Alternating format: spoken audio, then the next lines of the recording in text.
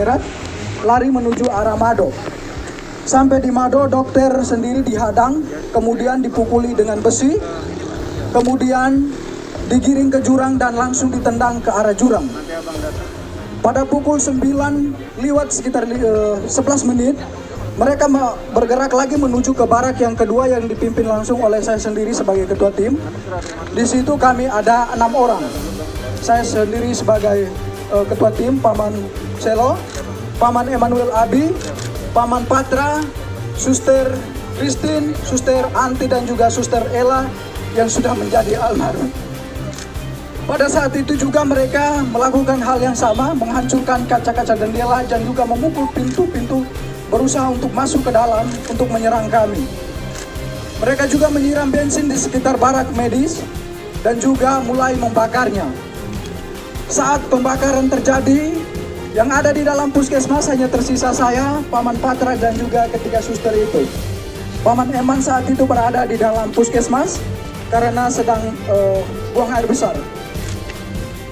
Pada saat itu sedang terjadi pembakaran, saya sendiri meminta untuk ketiga teman putri saya atau suster untuk kami segera keluar dari dalam barak itu. Tetapi karena mereka perempuan tidak bisa mengantisipasi situasi, sehingga mereka memilih lebih tenang di dalam barak itu.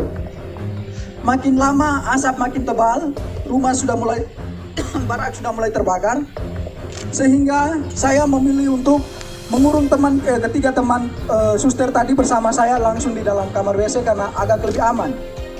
Sekitar pukul 9 lewat 20 menit sudah tidak bisa ditahan lagi karena memang rumah sudah plafon-plafon yang terbakar sudah mulai pada runtuh, sehingga saya memilih untuk mengajak ketiga suster ini untuk keluar dari dalam barak medis. Pada saat kami berusaha untuk lari menghindari amukan KKB, kami memilih lari ke depan, mereka sudah menghadang kami pada posisi depan. Kemudian saya berusaha merangkul ketiga suster menuju ke jurang, tetapi sampai di belakang jurang yang ada di belakang barak medis juga mereka sudah berada di situ dengan diperlengkapi senjata dan juga busur dan anak panah. Akhirnya saya berusaha untuk mengamankan ketiga suster ke rumah warga yang terdekat jaraknya sekitar 5 meter dari barak medis itu. Sesampainya di situ mereka juga ada di situ berusaha untuk membakar rumah warga yang di sebelah. Akhirnya saya memilih untuk mengamankan ketiga suster di dalam gedung kamar mandi dari rumah masyarakat itu. Sekitar 30 menit kami berada di dalam kamar WC. Kejadian semakin brutal, mereka semakin membabi buta, memanah teman kami Paman Emmanuel Abi. Kemudian mereka mulai membakar rumah-rumah warga dan juga pasar, serta bank, rumah distrik yang ada di sekitaran barak medis itu.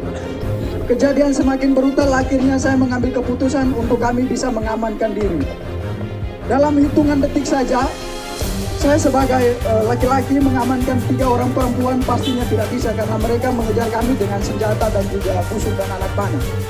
Tidak ada jalan lagi, kami memilih lari ke depan, mereka sudah menghadang ke samping kiri kanan dan juga mereka sudah menghadang semua. Akhirnya di belakang kami terdapat jurang yang cukup terjal, kedalamannya sekitar 500 meter dengan sudut ketajaman itu sekitar 90 derajat. Tanpa berpikir panjang, saya bertanya kepada ketiga suster itu bagaimana kita harus mengamankan diri. Mereka menjawabnya, kita lompat saja. Akhirnya tanpa berpikir panjang, saya menghitung 1 sampai 3 dan saya sendiri lompat pertama. Kemudian ketiga suster mengikuti saya untuk melompatnya. Sesampainya di bawah, kami pikir bahwa kami sudah aman dari kejaran mereka, tetapi mereka tetap mengikuti kami ke bawah. Sampai ke bawah saya sendiri tersangkut di akar pohon. Kemudian ketiga suster yang lainnya, yang satunya suster Chris tersangkut di pohon juga. Suster Ella tersangkut di antara semak-semak. Kemudian suster Anti, dia melompat jaraknya sekitar 150 meter ke kedalaman jurang gitu. Dan dia juga tersangkut di semak-semak.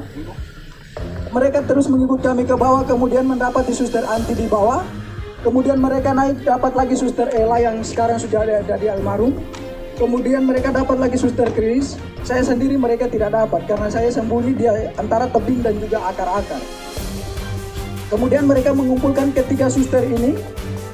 Kemudian mereka semakin membabi buta. Mereka mulai menelanjangi suster dengan tidak membuka pakainya secara sopan, tetapi mereka menelanjangi dia dengan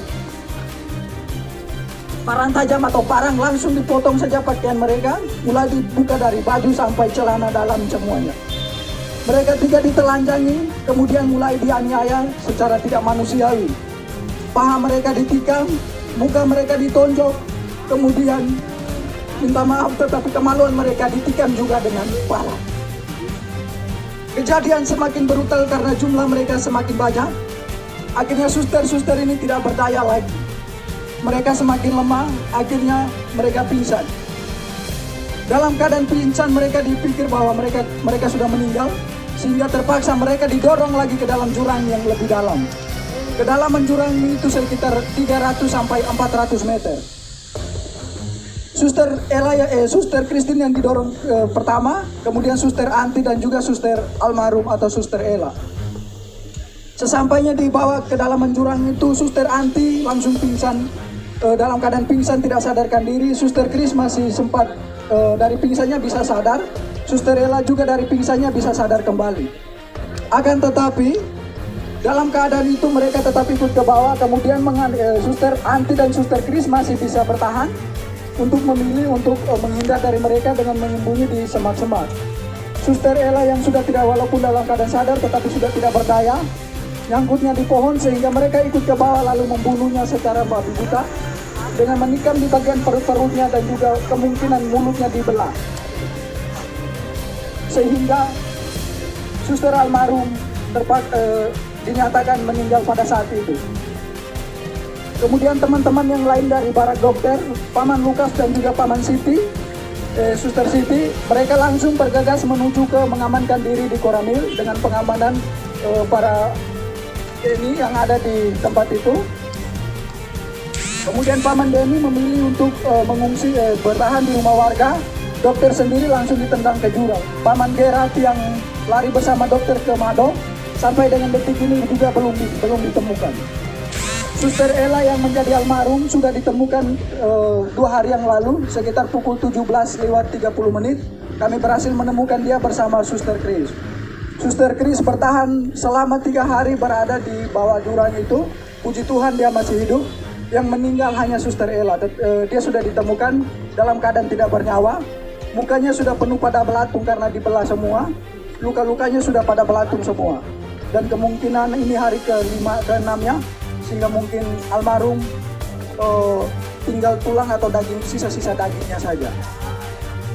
Kemudian Paman Lukas dan juga Pak Suster Siti langsung diamankan oleh pihak tentara yang ada di Koramil menuju ke pos Pamtas 403 yang ada di ketinggian atau yang di puncak. Kemudian Paman Denny juga dari rumah warga bergegas menuju ke Koramil mengamankan diri di pos Pamtas bersama dengan pihak dari Koramil juga.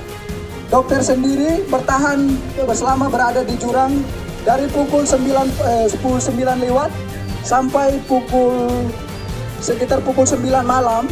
Baru dokter dari jurang menuju ke arah pos Pamtas 403. Saya, Paman Eman dan juga Paman Patra bersama Suster Anti dan juga Suster Chris masih tetap berada di dalam jurang. Pada pukul 5 sore saya sendiri berusaha, karena melihat situasi sudah aman, saya berusaha keluar dari semak-semak, kemudian berlari menuju ke Koramil. Sesampainya di Koramil tidak ada petugas karena petugas semua sudah diarahkan ke pos Pamtas, sehingga saya memilih mengamankan diri di salah satu rumah warga yang ada di sekitaran Koramil itu. Paman Patra tetap memilih dan juga Paman Eman tetap memilih bertahan di jurang bersama dua suster, tetapi posisinya terpisah.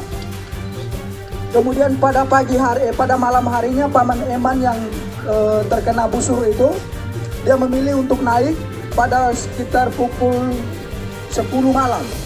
Kemudian dia berusaha tidur di bawah kolong rumah warga yang ada di sekitaran jurang itu. Paman Patra tetap bertahan.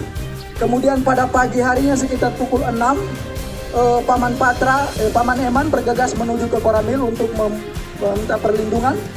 Begitu juga Paman Patra, sehingga pada sekitar pukul 7 kami 3 bertemu di Koramil dalam keadaan selamat. Suster Anti dan Suster Kris masih tetap bertahan di jurang. Suster Anti keluar dari jurang sekitar pukul 10 malam dengan kondisi saat itu hujan deras. Dalam keadaan telanjang, dia dari jurang menuju ke pos Polsek Tiwiro.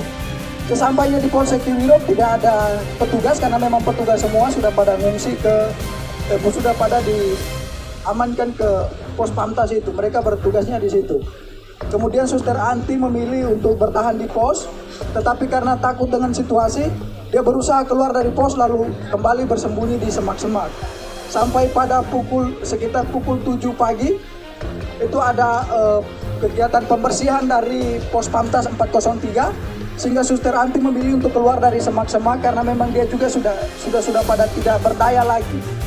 Menurut keterangan dari Suster Anti bahwa pada saat itu dia sudah pada siap untuk pasrah, untuk mati karena memang sudah tidak sama sekali tidak berdaya.